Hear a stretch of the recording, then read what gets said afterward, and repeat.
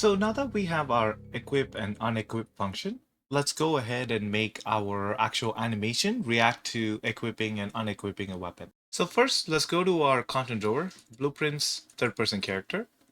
And here I want to create a new function. And this is going to be named as update animation state. Let's drag in our mesh.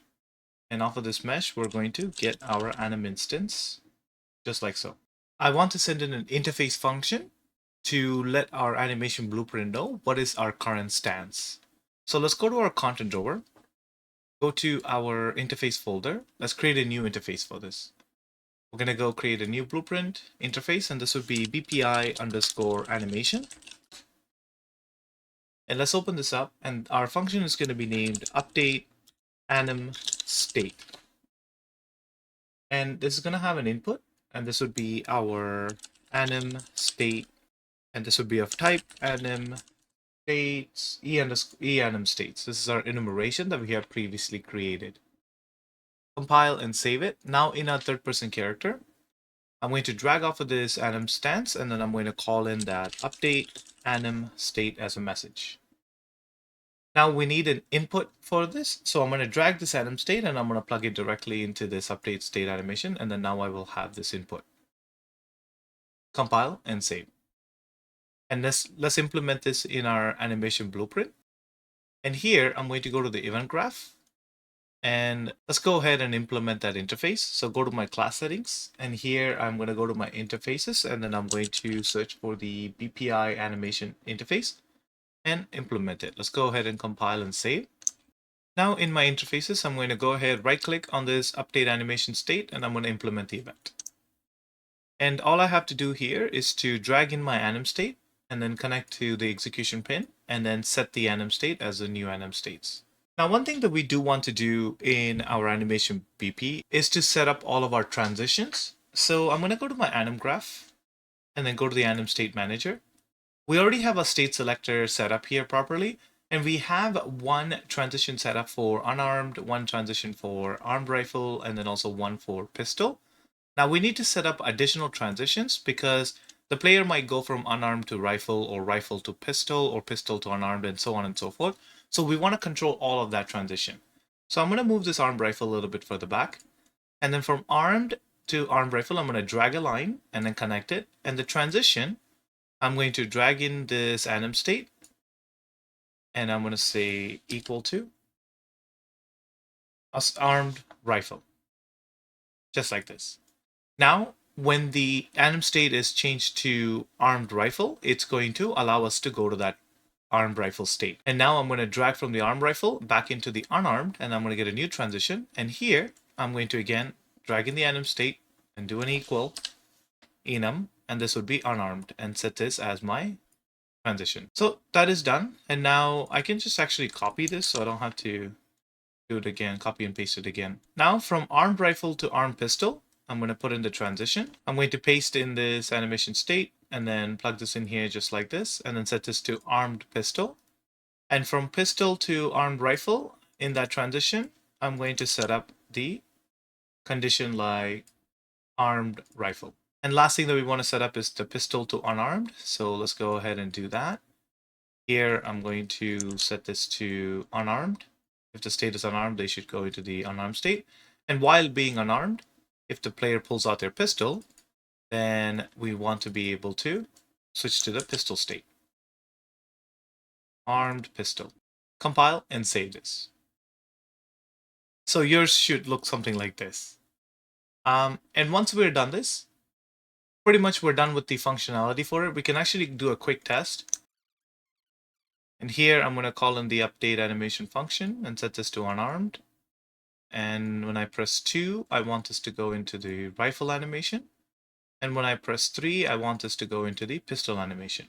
I'm going to start as unarmed. When I press 2, I should go into the rifle state just like so. And then when I go press 3, I'm in pistol state.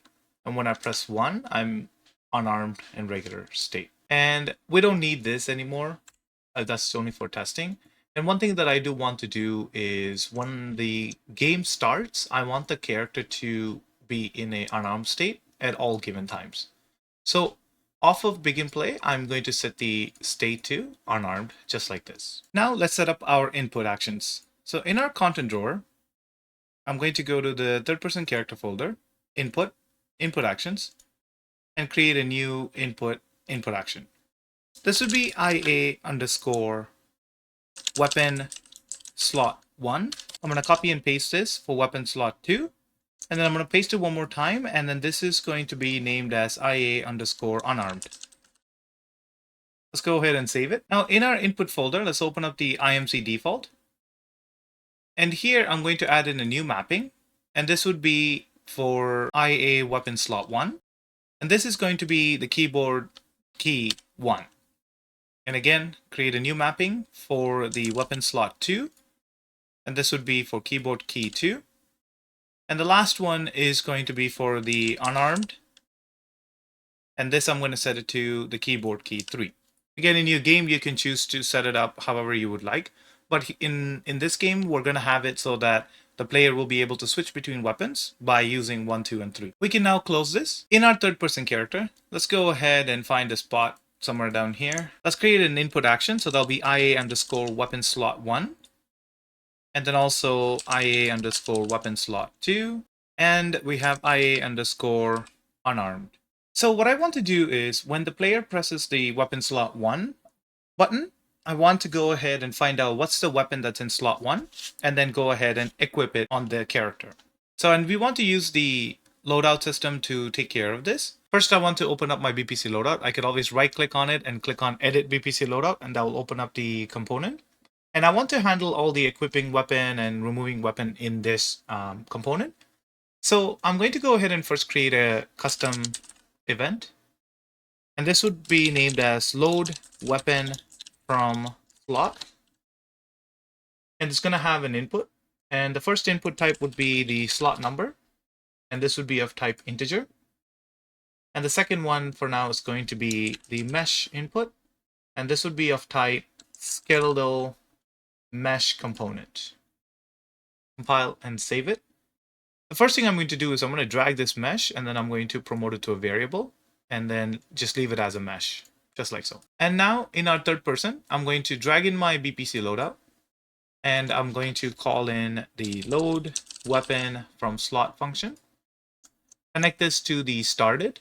And this one, the slot number is going to be 0. So this is the index 0 of our loadout struct. And the mesh, I'm just going to plug in this mesh. The reason why we're sending the mesh through is for us to play a montage, we need to have a reference to the mesh. I want to have a direct reference to the mesh from our loadout system. So that's why I'm actually sending this in just like this. And I'm going to go ahead and copy this function and then paste it for weapon slot 2. And then connect this to started. And here I'm going to make this slot number 1. Compile and save. Now I want to create a function to get the weapon information from this specific slot. So I'm going to now create a new function, and this would be get weapon info from slot. And this is going to have a slot as the input, the slot number as the input, and this would be of type integer. Compile. I'm going to drag in my loadout content, and then I'm going to do a get on this. Get a copy is fine. And then we need to plug this slot in here. So I'm just going to drag off of this and say get slot number. Same thing. And here I'm going to go ahead and break it. And I'm going to do a check. If the slot quantity is equals to 1, that means that slot is full. So we're going to do a branch. Let me move this up here. Do a branch and connect the execution pin to the branch here. And then connect the condition here. If the slot is equal to 1, that means the slot is full. It has some sort of a weapon information in it. So I'm going to do a return node. And this return node, I'm going to plug in the weapon info. If the slot quantity is not 1, that means the slot is empty. Then we're going to need to do a return here. And we're going to add in a Boolean. And we're going to add in a success Boolean here. And then this one, we're going to check it as success. All right, so that's it for this function. I'm going to go back to my event graph and I'm going to drag in this get weapon from slot and then plug it into this set. And the slot number, I'm just going to plug it in here. I'm going to drag this success and do a branch. And if this branch is true, that means we have successfully gotten the weapon information. Then I'm going to go ahead and promote this weapon to a variable. compile and save it first. And now I want to go ahead and start doing the equipping function. So first we need to do is we need to play a montage. And in skeletal mesh component, we just need to drag in our mesh. This is why I kind of brought in the mesh component in with this function. And for our montage to play, we're going to drag off of our weapon and we're going to break it. And in our weapon, we have the draw animation. We're going to plug the draw animation into this montage. Let's go ahead and hide all the unconnected pins. And for now, I'm going to go ahead and off of blend out. I want to now spawn in the weapon and then, attach it to the player character and such. So I'm going to go ahead and create a new function for that. So here, I'm going to say spawn weapon and attach to character. So this one would require us to have our weapon info and also the mesh component. And the weapon info would be weapon info. And the mesh would be our skeletal mesh component. So here I'm going to go ahead and drag off of this and say spawn actor from class. And this is going to be our BP underscore weapon base. The spawn transform, I'm going to right click and split it so it spawns at 0, 0, 0. And our collision, we're going to make sure that it's always spawn and ignore collision. And the weapons info, we're going to send the weapons info through just like this. After we spawn our actor, I'm going to drag off of this and I'm going to promote it to a variable. And this variable would be called as equipped weapon. Compile and save it. And this equipped weapon, I'm going to go ahead and attach actor to component. And this parent requires a mesh, so I'm going to go ahead and say get mesh. And the socket actually comes from our weapon info here. So we can just right click and say get weapon info. Drag off of this and we can do a break. And we can hide all the unconnected pins except for the attached socket. So that's our attached socket here, and we're just going to go ahead and plug this in here just like this. And the location rule and everything else, we're just going to snap to target and then compile and save this. After we attach the actor to the component, we're going to do a return value, a return node, and then plug this return value into this return node just like so. So now this will spawn the weapon and attach it to the character. So in our event graph, I'm going to drag in the spawn weapon and attach to character and then plug it into the blend out for now. Normally, I would plug it into onNotify begin, but we need to go and modify our each and every single montages. We're going to do that later. So for now, for testing, I want to plug in this on blend out. And the weapon info, I'm going to plug in this weapon info just like this. And for the mesh, I'm going to plug in the mesh. We're going to compile and save. And now one more thing that I want to do is create a new function. And this function would be destroy old weapon. Compile and save, and this destroy old weapon is only going to take a look at this equipped weapon. We're going to right click on this equipped weapon and convert it to a validated get. Now if this weapon is valid, we want to get our equipped weapon and we want to go ahead and destroy the actor. And then we're going to do a return. And this return node is going to have a boolean, and this would say destroyed with a question mark, and that would be a boolean type. And if it is not valid, then it's going to go ahead and do a return node. And let's set this to true, the state that it was destroyed. And back in our event graph, after we get the weapon information and we play the montage, just before we spawn in the weapon and attach it to the character, we want to go ahead and destroy the old weapon. There you go. We're not going to do anything with this boolean yet, but we will work on it at a later time. And the last function that I want to do here is going to be update animation stance. I'm going to drag in my mesh component and I'm going to get the anim instance. And off of this, I'm going to go ahead and call in update anim state.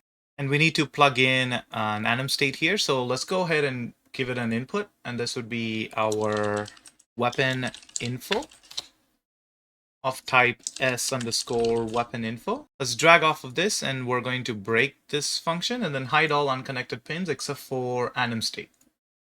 And then plug this in here just like so. Compile. And our event graph, just after we spawn and attach the weapon to the character, we're going to update our animation stance. And we're going to plug in the weapon info just like so. Compile and save it. When I press play, I'm going to go grab a weapon. Let's go ahead and equip the pistol here and the AR here. Close my inventory. Now if I press 1, I should have my pistol come out. Oh, and when I press 2, and the AR. So 2 issues. The pistol doesn't have a model, and number 2, the AR, the animation doesn't play. So for the pistol, I'm going to go back to my weapon system, blueprints, weapon base. We don't really have anything on the construction script. That's why the model of the weapons are not showing up. So the fix is dragging the skeletal mesh into your construction script and then say set skeletal mesh asset and get the weapons info and break the weapon info and get the SK weapon, hide all the unconnected pins, and that'll fix that. And now for number 2, the AR rifle was not playing the draw animation. So if I go to my draw animation, which is the equip, and if I open up Animontage, I see that this actually is playing on the default group upper body. And if I were to go to my ABP Mani and I go to my enum graph, I see that the default group is added, but then the upper body is not added. So let's go ahead and fix that. It's very simple. Copy and paste this default slot here, just like so, and then plug this in here. And select the default slot on the top right here, set this to upper body. So now your default slot and the upper body animations will be properly functioning. So let's go ahead and press play. Gather our weapons. Right click, equip this on here. Equip this one here, close the inventory. Now if I press 1, and the animation should play and the weapon just popped up. Nice. And for number 2, I see the assault rifle just came out. And 1, the weapon just popped up. And number 2, the assault rifle shows up, which is good. And the animation for the assault rifle is playing well as well, which is very good. So that's all we're going to do today in terms of equipping the weapon. I'll catch you all on the next one.